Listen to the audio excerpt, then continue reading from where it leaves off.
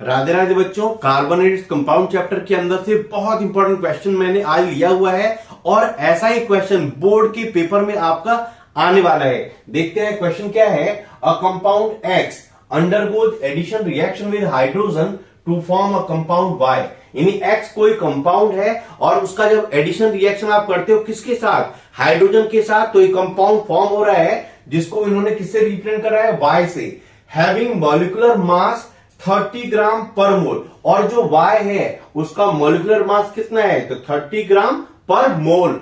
आगे क्या लिखा है इन्होंने, X decolorizes the bromine water and burns with smoky flame। इन्होंने दिया है X जो है वो ब्रोमीन वाटर के कलर को क्या कर रहा है, डीकलराइज, और बर्न होता है स्मोकी फ्लेम के साथ। यहां पर उन्होंने कुछ क्लू दिया हुआ है ताकि आप इजीली एक्स को आइडेंटिफाई कर सको। तो आपको क्या करना है, identify X and Y and write chemical equation. आपको एक्स और वाई आइडेंटिफाई करना है और उससे रिलेटेड जो केमिकल इक्वेशन है वो लिखना है। देखिए, एक जो चीज मुझे समझ में आ रहा है यहां पर कि जो एक्स है वो एडिशन रिएक्शन शो कर रहा है। एक्स क्या शो कर रहा है, एडिशन रिएक्शन।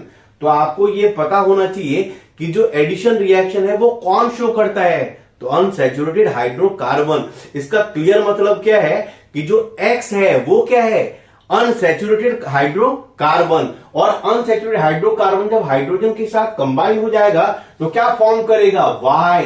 वाई क्या होगा, सैचुरेटेड हाइड्रोकार्बन। इसका मतलब क्या है, वाई क्या है, एल्कीन। वाई क्या है, एल्कीन। और यहां पर इन्होंने एक्स को पहचानने के लिए क्या दिया हुआ है कि एक्स जो है वो डीकलराइज कर रहा है ब्रोमीन वाटर को। तो आपको पता होना चाहिए जो भी अनसैचुरेटेड हाइड्रोकार्बन होते हैं वही ब्रोमीन वाटर को डीकलराइज करते हैं। और दूसरी बात क्या है कि जो एक्स है वो स्मोकी फ्लेम के साथ बर्न हो रहा है। तो ऑब्वियसली जो अनसैचुरेटेड हाइड्रोकार्बन होते हैं वही स्मोकी फ्लेम के साथ बर्न होते हैं। तो क्लियर क्या है कि जो एक्स है वो क्या है, अनसैचुरेटेड हाइड्रोकार्बन। अब देखिए, अनसैचुरेटेड हाइड्रोकार्बन दो टाइप के होते हैं। पहला कौन सा होता है, एक तो होता है एल्कीन और दूसरा होता है एल्काइन। तो यहां पर जो क्लू गिवन है कि जो Y फॉर्म हो रहा है, Y क्या हो रहा है, Y फॉर्म हो रहा है, उसका मास कितना दिया हुआ है, तो 30 ग्राम पर मोल। अब देखिए यहां पर जो X है वो क्या है, इथीन, और Y क्या है, इथीन। अब बोलेंगे सर आपको ये कैसे पता चला कि X जो है इथीन और Y जो है वो इथीन है। देखिए यहां पर Y को पहचानने का एक क्लू गिवन है कि उसका जो मॉलिक्यूलर मास है वो कितना है, 30। और आपको शायद पता हो जो इथेन होता है उसका मॉलिक्यूलर मास भी 30 ही होता है। चलिए मैं आपको दिखाऊंगा भी अभी। देखिए यहां पर जो X है, X क्या हो जाएगा, X इज इथीन, और इथीन का मॉलिक्यूलर फॉर्मूला क्या होता है, C2H4। और Y क्या हो जाएगा, Y is ethane, Y is ethane, और इसका मॉलिक्यूलर फॉर्मूला क्या हो जाएगा, C2H6।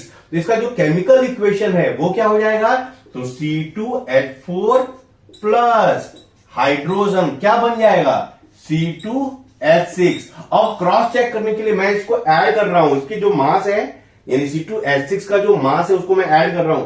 देखिए कार्बन के एक एटम का मास कितना होता है, 12, तो दो एटम का मास कितना हो जाएगा, 24, और हाइड्रोजन के एक एटम का मास कितना होता है, 1, तो 6 एटम का मास कितना हो जाएगा, 6। तो देखिए 24 प्लस 6 कितना हो गया आंसर, 30।